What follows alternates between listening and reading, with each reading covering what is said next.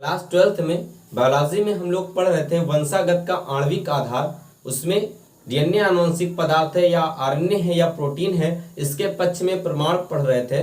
और हम लोगों ने दो पढ़ा भी है। पहला पढ़े थे ग्रिफिथ का बैक्टीरिया का रूपांतरण प्रयोग, दूसरा पढ़े थे एवरी मैक्लियोड तथा मैकार्टी का प्रयोग। आज हम लोग पढ़ेंगे हर्शे एवं चेज का प्रयोग या हर्शे एवं चेज का मत। क्वेश्चन कई तरीके से आएगा। डीएनए एक आनुवंशिक पदार्थ है, इसके पक्ष में प्रमाण लिखिए। अब आप कोई भी एक लिख सकते हैं, लेकिन जब पार्टिकुलर दे हर्शे एवं चेज का प्रमाण लिखिए तो आपको ये लिखना पड़ेगा। हर्शे एवं चेज ने जो प्रयोग किया वो बैक्टीरियोफेज पर किया और इसीलिए इसको बैक्टीरियोफेज या जीवाणु भोजी से प्रमाण कहते हैं। बैक्टीरियोफेज ध्यान देने वाली बात है, यह एक विषाणु होता है ना कि जीवाणु होता है। ये बैक्टीरियोफेज पर प्रयोग किए और बैक्टीरियोफेज एक विषाणु होता है जो जीवाणुओं पर अटैक करता है। कैसे करता है हम यहाँ पर देख सकते हैं कि ये एक जीवाणु भोजी है।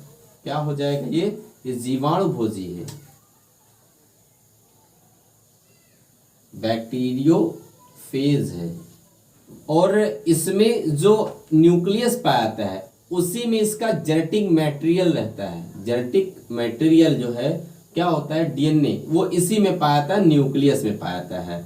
और एक दूसरा होता है जीवाणु जिसका नाम है ई कोलाई। क्या नाम है? ई कोलाई नाम है। इसमें न्यूक्लियस नहीं पाया जाता है, इसीलिए इसका जो जेनेटिक मटेरियल होता है वो कोसा द्रव्य में बिखरा रहता है। जेनेटिक मटेरियल कहाँ बिखरा रहता है? कोसा द्रव्य में। और ये जो बैक्टीरियोफेज विषाणु होता है इस पर अटैक करता है और इसकी इस लेयर को गला देता है और अंदर इंटर कर जाता है। और फिर इसके अंदर ये क्या करता है? ई कोलाई इसको अपना जेनेटिक मटेरियल समझता है और इसके अगेंस्ट में बहुत सारी किसका निर्माण कर देता है? प्रोटीन का निर्माण कर देता है। और जब प्रोटीन बन जाएगा इसके बाद इसमें बहुत सारे बैक्टीरियोफेज का क्या हो जाता है? निर्माण हो जाता है। तो कुछ इस तरीके से ये प्रोसेस होता है। अब देखते हैं क्या लिख सकते हैं कि हर्शे एवं चेज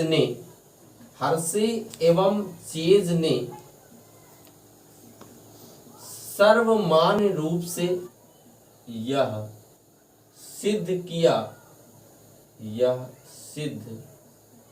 किया कि डीएनए ही आनुवंशिक पदार्थ होता है।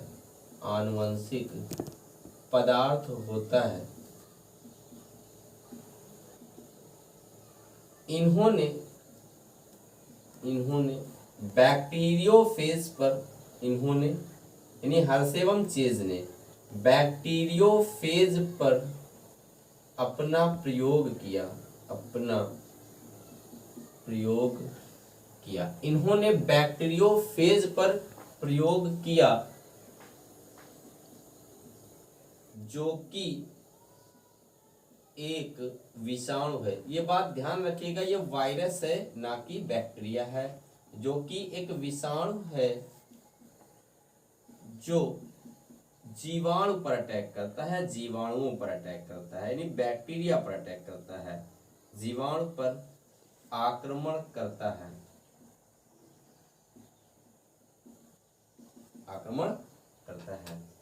इन्होंने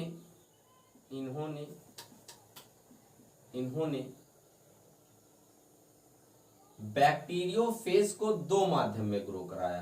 बैक्टीरियोफेज को दो माध्यम में ग्रो कराया। कितने माध्यम में ग्रो कराया? दो माध्यम में ग्रो कराया। होता क्या इसमें? दोनों माध्यम अभी डायग्राम से भी समझ सकते हैं, जिसमें एक बैक्टीरियोफेज के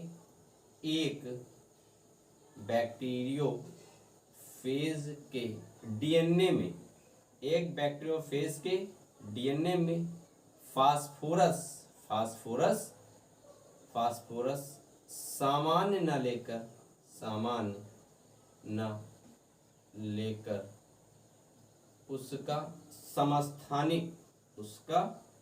समस्थानिक फास्फोरस 35 लिया तथा दूसरे बैक्टीरियोफेज के दूसरे बैक्टीरियोफेज के प्रोटीन में दूसरे बैक्टीरियोफेज के प्रोटीन में सल्फर क्या सल्फर सामान्य न लेकर उसका समस्थानिक सल्फर 35 लिया। इस तरह से इन्होंने बैक्टीरियोफेज को दो माध्यम में ग्रो कराया, दो माध्यम में रखा। कितने में रखा? दो माध्यम में रखा। क्लियर हो पाया? तो इन्होंने एक बैक्टीरियोफेज के डीएनए में फास्फोरस सामान्य न लेकर के उसका समस्थानिक फास्फोरस 32 ले लिया और दूसरे बैक्टीरियोफेज के प्रोटीन में सल्फर सामान्य न लेकर के उसका समस्थानिक सल्फर 35 ले लिया। आगे इसी में देखेंगे कैसे क्या लिखा जाएगा। तो बैक्टीरियोफेज को कितने माध्यम में? दो माध्यम में। तो ये एक यहां पर बना दिया जाए बैक्टीरियोफेज फर्स्ट, ये बैक्टीरियोफेज फर्स्ट हो जाएगा और ये बैक्टीरियोफेज सेकेंड हो जाएगा।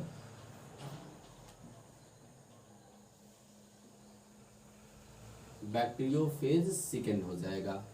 तो एक जो बैक्टीरियोफेज है जिसके किसमें? डीएनए में क्या है? फास्फोरस सामान्य न होकर के उसका समस्थानिक फास्फोरस 32 है, जबकि जो सल्फर है वो बिल्कुल सामान्य है, यानी इसमें सल्फर नहीं पाया जाएगा, पाया भी जाएगा तो बिल्कुल किस रूप में होगा? सामान्य रूप में होगा। तो इसके डीएनए में फास्फोरस 32 है, सल्फर सामान्य है। दूसरे बैक्टीरियोफेज में उसके किसमें? प्रोटीन में जो फास्फोरस है वो बिल्कुल क्या रहेगा? सामान्य रहेगा, और जबकि जो सल्फर है वो सामान्य न होकर के उसका समस्थानिक सल्फर क्या हो जाएगा? 35 हो जाएगा। इस तरह से बैक्टीरियोफेज को इन्होंने दो माध्यम में ग्रो कराया। इट मीन्स यहाँ पर फास्फोरस रहेगा, सल्फर बिल्कुल सामान्य रहेगा। यहाँ पर जो फास्फोरस है वो बिल्कुल सामान्य रहेगा और जो सल्फर है वो ज्यादा मात्रा में यानी उसका समस्थानिक रहेगा। अब होता क्या है? अब बैक्टीरियोफेज बनाते हैं जिसमें ये दोनों कंडीशन रखी जाए ऐसे,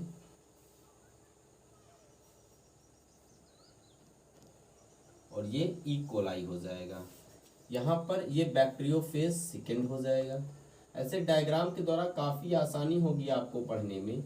ये बैक्टीरियोफेज सेकेंड, तो ये बैक्टीरियोफेज फर्स्ट है और ये बैक्टीरियोफेज सेकेंड है। तो जो बैक्टीरियोफेज है ये भी बैक्टीरियोफेज है। तो जो बैक्टीरियोफेज है इसमें क्या है? इसके डीएनए में, इसमें डीएनए में क्या है? फास्फोरस 32 है, फास्फोरस 32 पाया जाएगा। और इस बैक्टीरियोफेज के किसमें? प्रोटीन में क्या है? सल्फर 35 है, सल्फर 35 है। ये दोनों बैक्टीरियोफेज ई कोलाई पर क्या करेंगे? अटैक करेंगे और अपना जेनेटिक मटेरियल इसके अंदर क्या कर देंगे? ट्रांसफर कर देते हैं। ये ऐसे ट्रांसफर कर दिया इस जेनेटिक मटेरियल को। अब होएगा क्या? जब जेनेटिक मटेरियल इसके अंदर ट्रांसफर करता है तो इसमें होता क्या है? इसमें तो पाया नहीं जाएगा न्यूक्लियस, इसीलिए इसका साइटोप्लाज्म में जेनेटिक मटेरियल बिखरा रहता है। और जब इसका जेनेटिक मटेरियल इसमें आता है, किसका? बैक्टीरियोफेज का, तो ई कोलाई इसको अपना जेनेटिक मटेरियल समझता है। कौन? ई कोलाई इसको अपना जेनेटिक मटेरियल समझता है। इसके खिलाफ बहुत सारी प्रोटीन का निर्माण करता है, जिससे बाद में बहुत सारे बैक्टीरियोफेज का क्या हो जाएगा? निर्माण हो जाता है।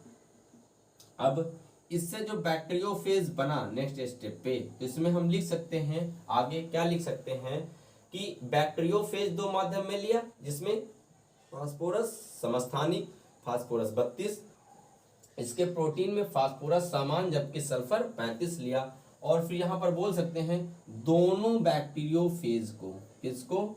दोनों बैक्टीरियोफेज को किसके साथ रखा? ई कोलाई के साथ रखा।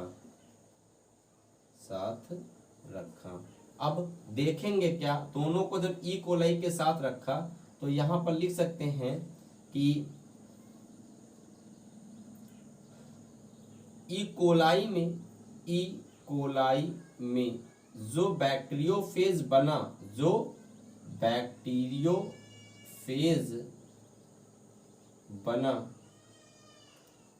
उसके डीएनए में क्या पाया जाएगा? ये जो ई कोलाई बनेगा इसके भी डीएनए में फास्फोरस 32 पाया गया। जो बैक्टीरियोफेज बना उसके डीएनए में फास्फोरस 32 है, और ये जो ई कोलाई में बैक्टीरियोफेज बना इसके किसमें? प्रोटीन में। ये वाला इरेज कर दिया जाए यहां से। इसमें ई कोलाई में जो बैक्टीरियोफेज बना उसके प्रोटीन में, किसमें? प्रोटीन में सल्फर 35 नहीं पाया गया, जबकि सल्फर 35 पाया जाना चाहिए था। तो ई कोलाई में जो बैक्टीरियोफेज बना उसके डीएनए में फास्फोरस 32 पाया गया। इधर क्या लिख सकते हैं? ई कोलाई में जो बैक्टीरियोफेज बना उसके प्रोटीन में सल्फर 35 नहीं बना या नहीं पाया गया। अब इससे क्या सिद्ध होता है? अगर ये सल्फर प्रोटीन का अगर ये आनुवंशिक पदार्थ होता तो इस पीढ़ी में आना चाहिए था, जबकि फास्फोरस आया है क्योंकि वो किसका है? डीएनए का है। इससे सिद्ध होता है कि डीएनए ही आनुवंशिक पदार्थ होता है। तो यहाँ पर लिख सकते हैं इससे सिद्ध होता है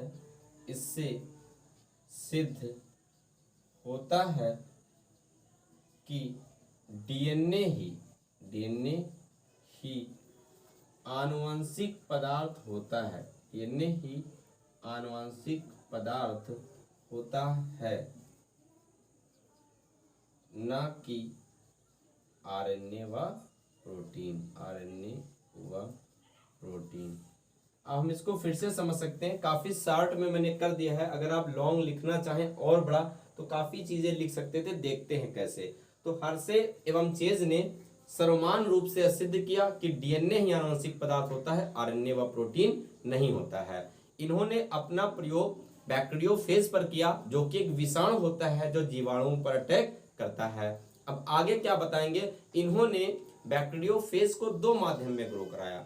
एक बैक्टीरियोफेज के डीएनए में फास्फोरस सामान्य न लेकर उसका समस्थानिक फास्फोरस 32 लिया, और दूसरे बैक्टीरियोफेज के प्रोटीन में सल्फर सामान्य न लेकर के उसका समस्थानिक सल्फर 35 लिया, और इसे दो माध्यम में ग्रो कराया। और फिर इन दोनों बैक्टीरियोफेज को वही लिखा है कि ये फर्स्ट बैक्टीरियोफेज जिसके डीएनए में फास्फोरस 32 है, और दूसरा बैक्टीरियोफेज जिसके प्रोटीन में क्या है? सल्फर 35 है, जबकि फास्फोरस समान है। इन दोनों बैक्टीरियोफेज को ई कोलाई के साथ क्या कर दिया गया? रख दिया गया। अब इसमें आगे अगर चाहते तो हम लिख सकते थे कि बैक्टीरियोफेज ने अपना जेनेटिक मटेरियल ई कोलाई में शिफ्ट कर दिया। यहाँ भी बैक्टीरियोफेज ने अपना जेनेटिक मटेरियल ई कोलाई में भेज दिया। अब ई कोलाई में जो बैक्टीरियोफेज बना उसके डीएनए में फास्फोरस 32 पाया गया, और इस वाले ई कोलाई में जो बैक्टीरियोफेज बना उसके प्रोटीन में सल्फर 35 नहीं पाया गया। इससे सिद्ध होता है, चाहे यहाँ पर हेडिंग लिख देंगे निष्कर्ष, कंक्लूजन करके निष्कर्ष, इससे सिद्ध होता है कि डीएनए ही आनुवंशिक पदार्थ होता है, ना कि आरएनए व प्रोटीन। इस तरह से ये जो जीवाणु भोजी वायरस से प्रमाण है यह भी कंप्लीट हो गया। मिलते हैं हम लोग नेक्स्ट वीडियो में। इसका आप स्क्रीनशॉट ले सकते हैं।